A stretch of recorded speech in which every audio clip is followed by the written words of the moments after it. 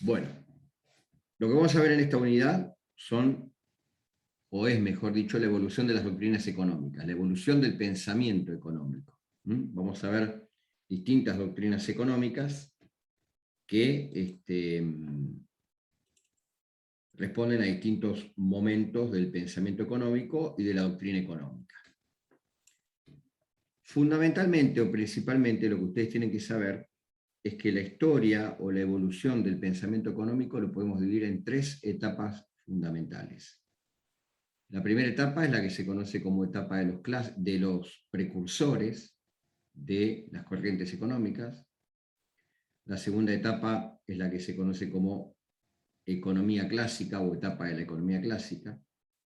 Y la tercera etapa, la tercera parte, es la de economía que viene después del quiebre de la economía clásica de 1929-1930 y da origen o da lugar al keynesianismo, es decir, la economía que desarrolla, o que se desarrolla, mejor dicho, a partir de la doctrina de Keynes, de John Keynes. Bueno, desde el punto de vista de los precursores, que es la primera etapa que vamos a ver, se los llama precursores por lo siguiente, porque no existe durante la escuela, las dos escuelas que vamos a ver, por eso no son líneas de pensamiento, se las conoce como escuelas más que nada, no existe una sistematización del estudio económico, no existe una sistematización de la economía ni las doctrinas económicas. Son ideas volcadas en función de lo que había a la mano de la organización económica en ese momento. Entonces, dentro de lo que se conoce como los precursores, vamos a ver dos líneas fundamentales de pensamiento, que son el mercantilismo y la fisiocracia.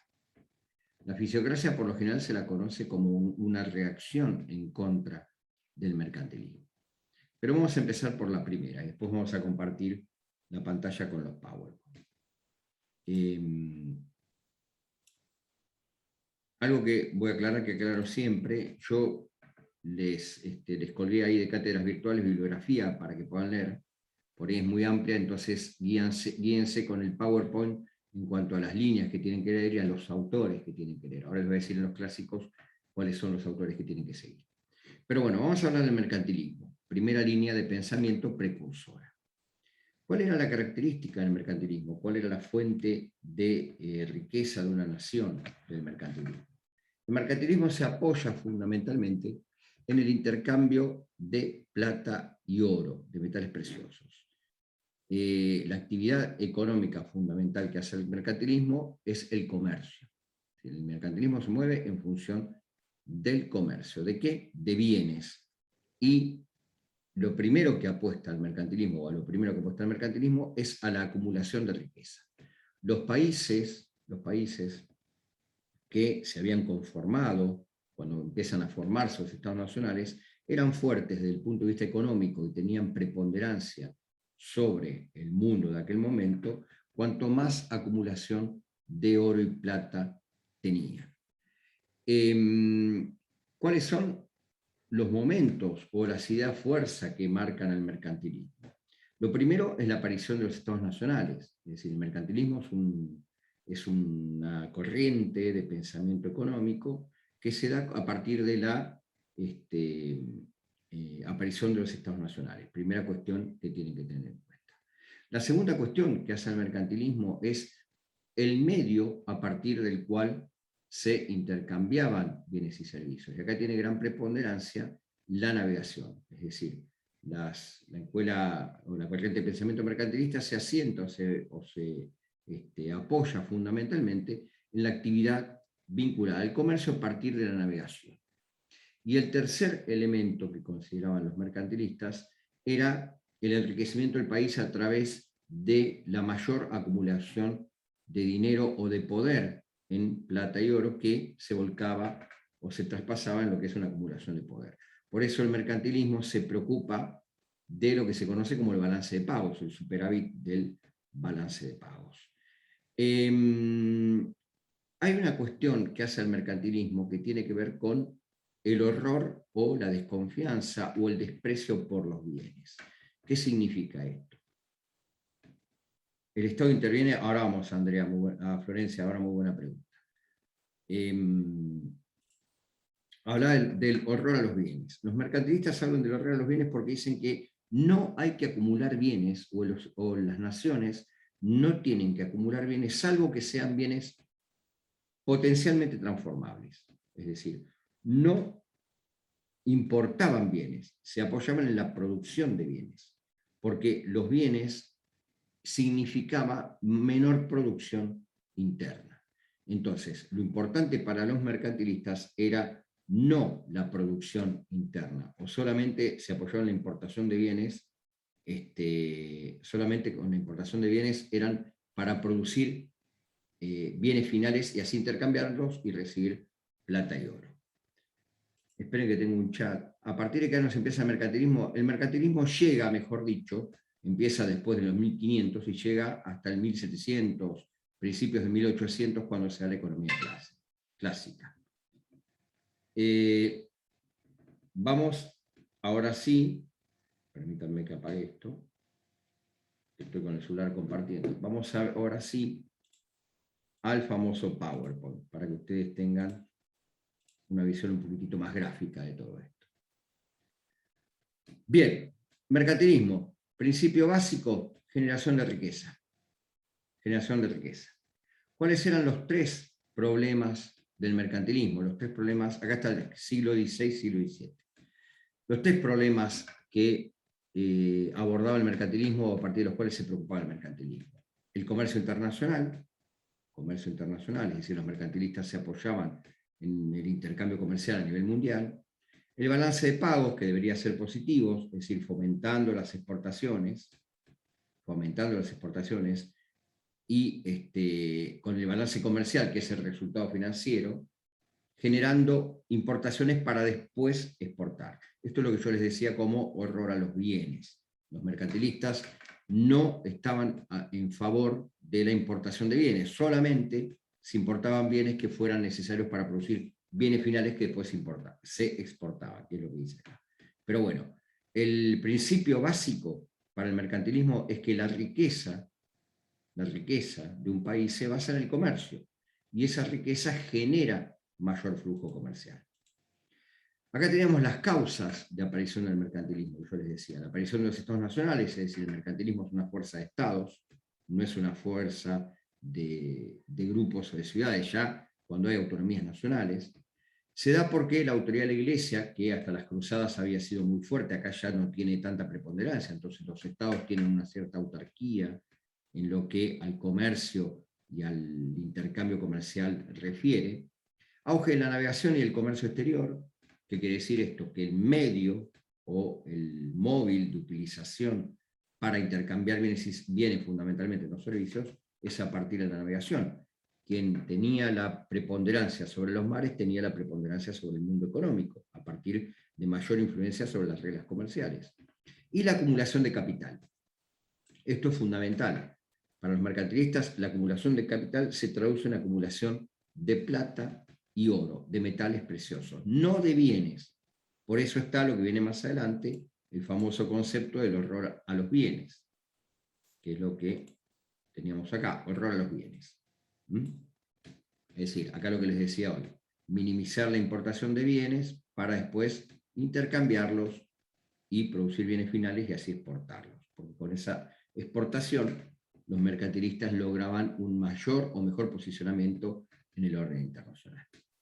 Al mercantilismo lo sobreviene una reacción, que es la reacción de la segunda escuela precursora o escuela de pensamiento, que es la fisiocracia. El mercantilismo se basaba en el intercambio comercial y el comercio era la actividad fundamental o básica. La fisiocracia rechaza todo esto, por eso se dice que es una reacción en contra de las escuelas mercantilistas. La fisiocracia se apoya fundamentalmente en el trabajo agrícola. ¿Por qué? Porque la fisiocracia parte de la idea de que existe un orden natural dado por la explotación de la naturaleza, dado por el orden de las fuerzas naturales, que hace que el hombre o que el individuo se organice en función de esas explotaciones naturales. Por eso, para la fisiocracia viene de tierra, lo importante es el trabajo explotando el suelo. Están en contra del comercio. La fuente de riqueza fundamental para la fisiocracia se da a partir de la explotación del suelo. Florencia, no me olvide tu pregunta, ahora vamos a verlo acá en la fisiocracia, porque en realidad en el Estado se ve como mal a partir de los fisiócratas. Acá básicamente tienen en este esquema cómo se organiza la fisiocracia.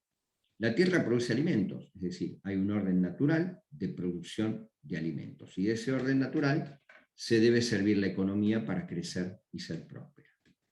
Alimentos que sirven para criar ganado y para vivir y comercializar. Ambas cosas generan dinero, con el que se pagan manufacturas y toda la riqueza sale del suelo. La única fuente de riqueza para la fisiocracia, insisto, como reacción en contra del mercantilismo, es la actividad agrícola, el trabajo sobre la tierra. Bien, acá están las ideas fuerzas de las cuales les hablaba. Orden natural, todo se rige por las fuerzas de la naturaleza. Producto neto, los mercantilistas son los primeros que expresan un concepto económico vinculado con el producto neto, es decir, al producto final que se obtiene por la explotación del suelo o de la tierra y la riqueza que se obtiene, se le deben restar los costos de producción, que vamos a ver más adelante qué significa. Entonces, lo importante, o lo que se mide como valor de la riqueza o de la economía de un país, es este producto neto, que es al producto final se le deben restar los costos que lleva producir ese producto final. Por eso ellos elaboran este primer concepto de producto neto desde el punto de vista económico. La tercera idea fuerza, y es la más importante de los mercantilistas, es la que sostiene que la riqueza circula en función o en base de la organización social. En base a la organización social. Y acá me voy a adelantar un poquito porque el primer exponente de la fisiocracia que establece esto es Francisco Quesnay, es este autor que está acá. Entonces, ¿cuál es el principio fundamental que establece Quesnay? La obra que desarrolla este autor se llama Tablero Económico o Cuadro Económico. Y él dice que la riqueza circula en función de la organización social, en función de los estratos sociales que existen en una sociedad, valga la redundancia. Entonces, él, apoyado en la idea de que la agricultura es la única actividad económica que genera riqueza, divide a la sociedad en tres clases fundamentales. Los dueños del suelo, los agricultores o arrendatarios, que para este autor es la única clase productiva, y los industriales y comerciantes. Estas tres clases son las que verdaderamente ayudan a generar riqueza a partir de la actividad extractiva o productora del suelo. Después destaca clases parasitarias, que son el clero y el Estado. El clero y el Estado, porque dice que no aportan nada a la sociedad. Entonces, respondiendo a la pregunta de Florencia, para la fisiocracia, sistema precursor de historia económica, la intervención del Estado debe ser limitada. La intervención del Estado debe ser limitada. Es decir, son los primeros en limitar la participación del Estado en la actividad económica. Y hablan ya del impuesto los fisiócratas y dicen que el impuesto solo debe fijarse a los propietarios del suelo o los propietarios de los factores productivos. Profe. Sí, ¿quién me habla? Sí. Hola, profe, Sí. se traba.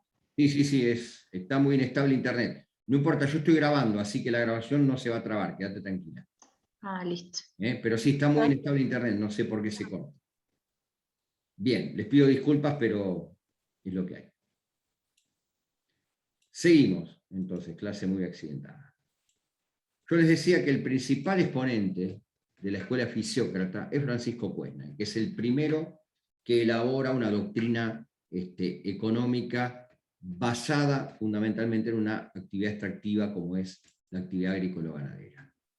Bueno, el cuadro económico, que es lo que dice este autor, muestra cómo circula el producto neto entre las tres clases y cómo se produce cada año. Bueno, acá tienen un poquito más o menos la explicación. Hasta acá los dos precursores, que son los, digamos, los que desarrollan ideas económicas previas al estudio científico de la economía política. Por eso a los precursores se los toman, la conexión a internet es inestable. Por eso los precursores se los toman como ideas o escuelas económicas, no como doctrinas económicas. Pero ¿por qué es importante hablar de los precursores? Porque los que vienen después, fundamentalmente los clásicos y Smith, toman ideas de la fisiocracia y toman ideas del mercantilismo. Entonces, vamos a hablar de la segunda etapa de la evolución del pensamiento económico o evolución de las doctrinas económicas a partir de la escuela clásica, que nace en 1776. ¿Qué autores tienen que conocer ustedes de los clásicos? Estos que les voy a decir primero, ahora. Adam Smith, que es el fundador de la economía política y es el principal autor clásico. Robert Malthus, que desarrolla la visión pesimista de la economía. Robert o Thomas Malthus, lo van a encontrar las dos formas. David Ricardo, que es continuador de la doctrina de Adam Smith. Y finalmente Juan Bautista Say, S-A-Y, Juan Bautista Say, que Say elabora una teoría, una doctrina, que es la doctrina sobre la cual se basa o se asienta el pensamiento clásico. Say decía que la oferta genera la demanda. Say decía que la oferta genera la demanda. Es decir, para los clásicos, toda oferta genera una demanda. Y los clásicos ponían hincapié o hacían referencia al pensamiento económico apoyándose en la producción, en la oferta, no en la demanda, no en la economía en general, sí en la oferta. Entonces, la ley fundamental de la economía clásica es la que establece Say, S-A-Y, a través de esta línea de pensamiento que dice que la oferta genera la demanda. Teniendo en cuenta esto, aparece Adam Smith, primer autor económico clásico. Adam Smith elabora una obra que se llama La riqueza de las naciones, es decir, el título es mucho más largo, pero se la conoce abreviadamente como La riqueza de las naciones. ¿Por qué es importante estudiarlo a Smith? Porque Smith es el primero en sistematizar el estudio de la economía. Es el primero en determinar cuáles son las fuerzas que componen la economía. Es el primero en elaborar conceptos que hacen al pensamiento clásico y que van a extenderse hasta la caída de la economía clásica en 1930. ¿El capital es de él, me pregunta Florencia? No, el capital es de Marx. El capital es de Marx. Ahora lo vamos a ver después. Que Marx está en la época clásica, pero claramente no es un pensador o un autor clásico. ¿Cuáles son los principios sobre los cuales se asienta la economía clásica, además de lo que dije, la ley de Say? Los principios fundamentales de los cuales habla Adam Smith. Los principios fundamentales de Smith son los siguientes. Primero, el principio de división del trabajo. División del trabajo. Segundo, el principio de el comercio internacional y de lo que se conoce como ventajas absolutas del comercio internacional. Y tercero, y tal vez el más importante, el principio de la mano invisible, del principio del cual Florencia, creo que la otra vez me preguntaba. Vamos a establecer o conceptualizar un poquito qué significan estos tres principios. Para hacer un paréntesis y ver en dónde estamos parados, lo que estamos haciendo es explicar la evolución de las historias, de las doctrinas económicas, es decir, cómo la economía actual llegó a ser lo que es en función del estudio que hicieron estos autores. Esto queda claro, ¿sí? De entrada. Bien, vamos entonces a los tres principios o las tres líneas del pensamiento de Adam Smith. La primera, la de división internacional del trabajo. Smith decía que era necesario dividir trabajo para así generar una diversificación de producción entre los distintos estados y especializar a cada estado en una producción específica. ¿Qué ejemplo? Y aparte de eso, la división del trabajo generaba un mayor rendimiento a los productores, porque recuerden que ellos tomaban como base a la oferta y no a la demanda. ¿Cómo explicaba Smith este principio de división del trabajo? Lo explicaba a partir de la fábrica de alfileres. Él decía que si una persona tenía que armar un alfiler, debía desarrollar distintos pasos, y eso le generaba un mayor costo al productor y además una pérdida de tiempo. ¿Por qué? Porque la persona que trabajaba sobre el alfiler debía cortar el alambre, estirarlo, afilarlo, poner la cabeza del alfiler, y eso le lleva un tiempo. Entonces, Smith decía que si el trabajo se divide, es más rápido y genera una mayor productividad, una mayor cantidad de producto final. Entonces, él decía que tenía un grupo de gente que cortaba el alambre, una persona que lo estiraba y otra persona que le ponía la cabeza al alfiler. Y con eso se generaba una mayor productividad, una mayor cantidad de bienes producidos. Primera línea de pensamiento, entonces, de Smith, el principio de división internacional del trabajo. Segunda línea, y es consecuencia de este principio de división internacional del trabajo, es lo que se conoce como principio de las ventajas absolutas del comercio internacional. Principio de las ventajas absolutas del comercio internacional. ¿Qué quiere decirse con esto? Se quiere decir lo siguiente. Cada país se especializa en producir bienes de acuerdo a su potencialidad o a su mayor capacidad absoluta para producir esos bienes. Y esos bienes los intercambia con bienes que producen otros países y que les cuesta menos producir algunos otros bienes. Entonces, el principio de las ventajas absolutas del comercio internacional de Smith es un principio que ayuda al intercambio entre estados, al intercambio entre las naciones, y que genera una mayor división internacional del trabajo, una mayor especialización de la producción de los estados y una mayor afluencia del comercio internacional. Y así se va creciendo equilibradamente en el comercio internacional. Pero el principio más importante de Smith es este tercero que vamos a ver ahora, que es el de la mano invisible. Y acá vamos a Florencia.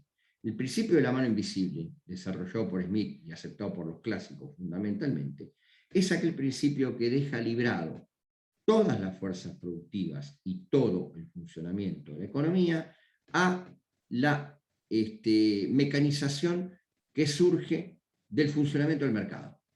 El mercado por sí solo regula la actividad económica y no requiere la presencia del Estado. ¿Por qué? Dice Smith que no requiere la presencia del Estado. Porque el Estado, a partir de la burocracia y de la corrupción que generaba en su funcionamiento, obstaculizaba o se consideraba como un elemento obstaculizante del sistema productivo o del sistema económico. ¿Cómo expresa Smith el principio de la mano invisible? Insisto, principio que basa las fuerzas productivas en la organización del mercado, con la oferta, la demanda y el precio de los bienes y servicios. Y a partir de la ley de Say, que decía, insisto, que la oferta genera la demanda. El principio de la mano invisible se mueve de la siguiente manera. Se mueve a partir de lo que se conoce como intereses. Intereses. ¿Pero qué tipo de interés? Los intereses individuales, los intereses particulares. Él decía, o la doctrina económica clásica sostiene, que a partir de los intereses individuales o especiales de los individuos, se van conjugando todos los intereses y se genera un interés general, un interés de producción, de distribución y de consumo. El mercado, dice Smith, actúa como una mano invisible que organiza las fuerzas de la economía. El mercado actúa como una mano invisible que organiza y acomoda las fuerzas de la economía, la fuerza de la oferta y la fuerza de la demanda. Y a partir de esa organización, se deja de lado la intervención del Estado, porque el Estado no es necesario que intervenga en el desarrollo económico. No es necesario que intervenga en el desarrollo económico. porque con los intereses egoístas que desarrollan los particulares, el mercado tiene suficiente vocación de organización de la actividad económica. Principio de la mano invisible de Adam Smith. Y déjenme agregar una cosita más a la teoría de Smith, que es muy importante, que es la doctrina o la teoría del valor. La teoría del valor. ¿A qué se refiere Smith con esto? ¿Qué es lo que tiene valor en una economía?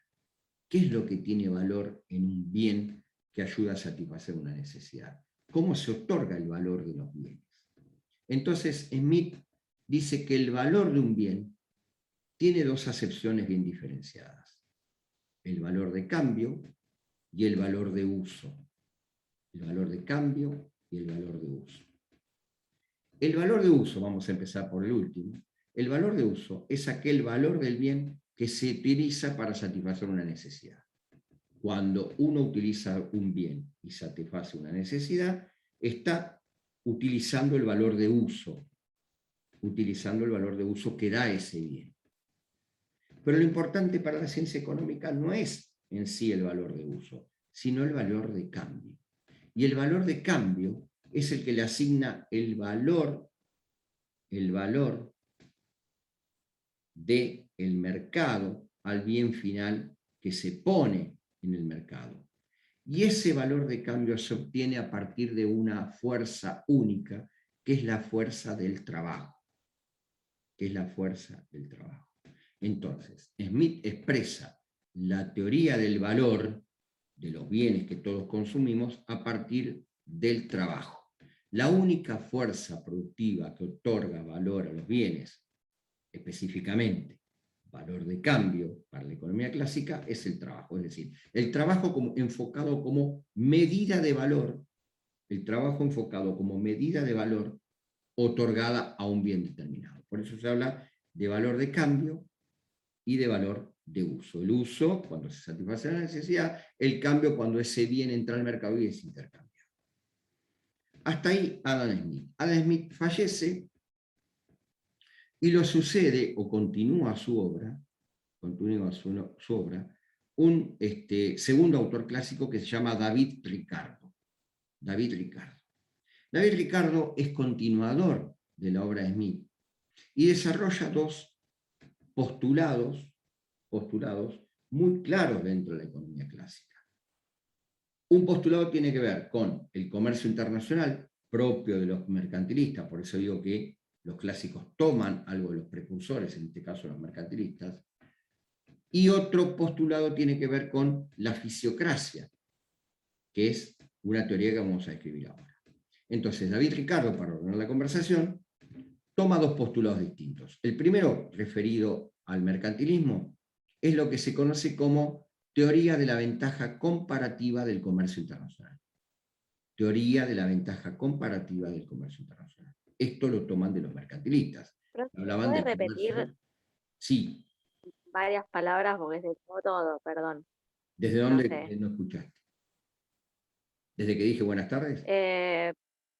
No, no. ¿Tanto no? No, lo último que dije. Bueno, vamos de nuevo. Entonces, el continuador de la obra de Smith es David Ricardo. David Ricardo desarrolla dos teorías fundamentales. Una que tiene que ver con los mercantilistas. Esa teoría que tiene que ver con los mercantilistas es la teoría de las ventajas comparativas del comercio internacional. Y la otra teoría que desarrolla Ricardo tiene que ver con la fisiocracia, con los fisiócratas. Y esa teoría que desarrolla vinculado con los fisiócratas es la teoría de la renta diferencial del suelo. Renta diferencial del suelo. ¿Se entendió ahí, Florencia?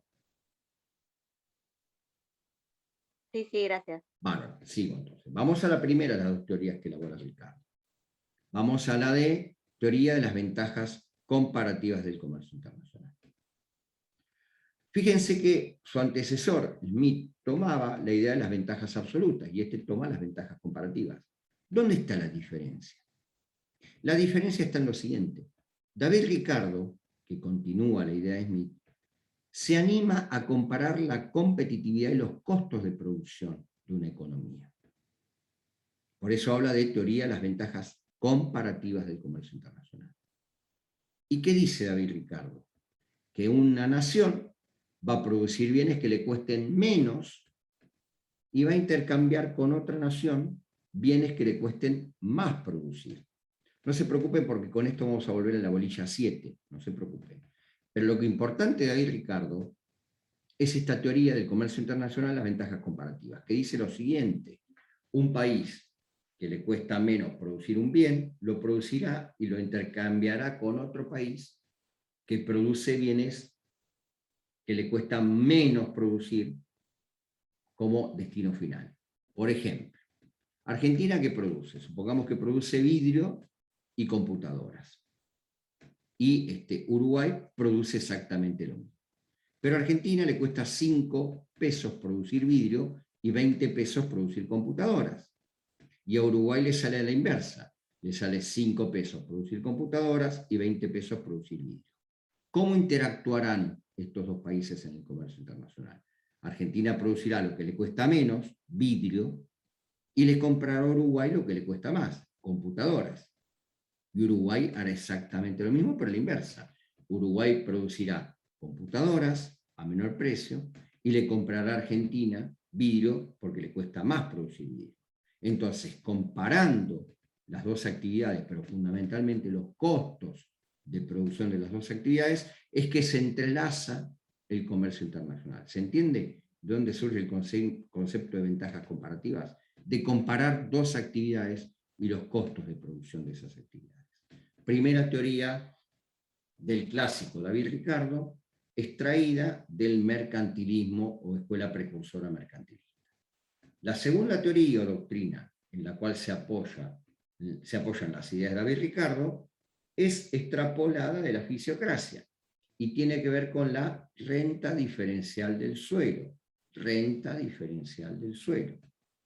¿Qué dice David Ricardo? Que en una economía que produce y que tiene una actividad agrícola o ganadera como principal actividad económica, hay dos tipos de rentas, o hay dos tipos de suelos.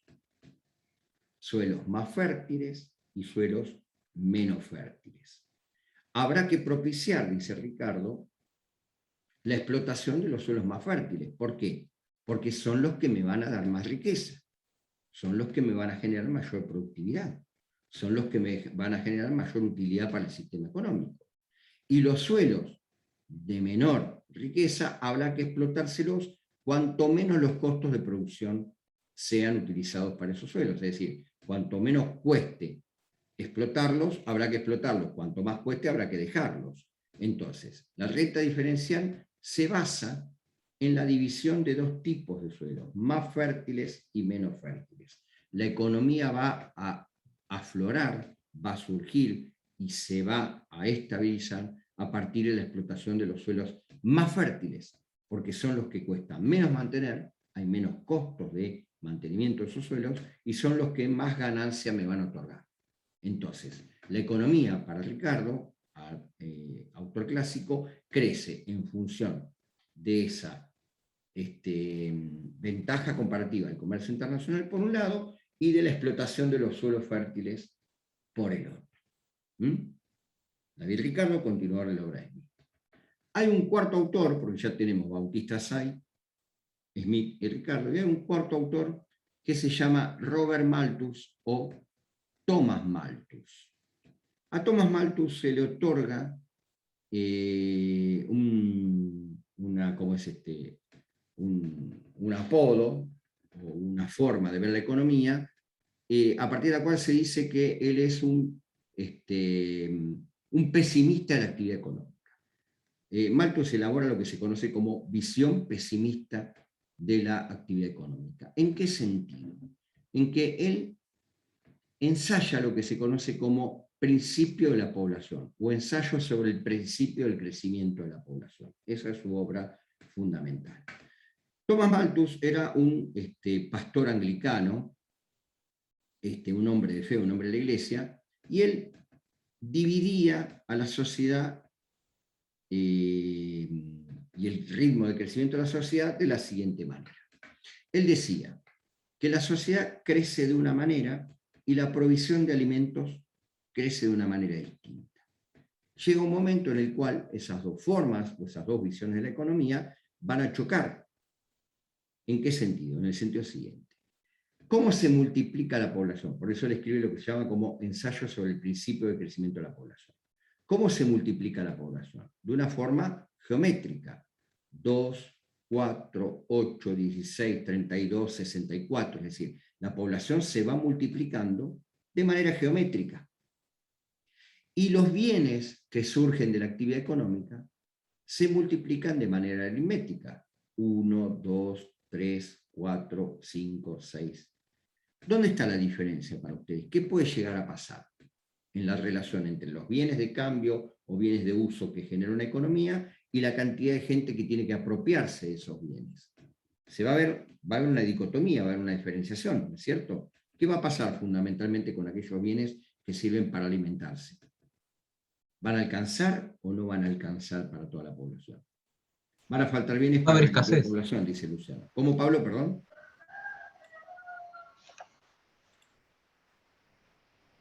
Pablo. Van a escasear los bienes. Tío. Van a escasear porque no va a haber bienes para todos.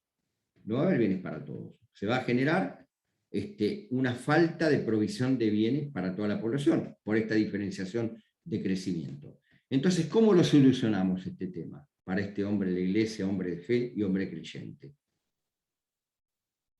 ¿Cómo